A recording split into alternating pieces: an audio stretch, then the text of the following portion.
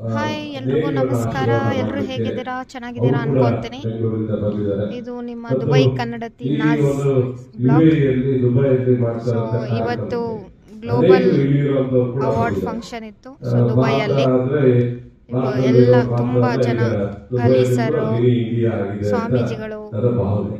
ಯಾಕಂದ್ರೆ ಮೇಘನಾ ರಾಜು, ನಮ್ಮ ಪ್ರೇಮಾ ಮೇಡಮ್, ಭಾರತೀಯರೇ ಸುಮಾರು ತುಂಬ ಜನ, ಶಶಿ ಸರ್, 40 ಲಕ್ಷಕ್ಕಿಂತ ಹೆಚ್ಚು ಜನ ತುಂಬ ಜನ ಬಂದಿದ್ದಾರೆ.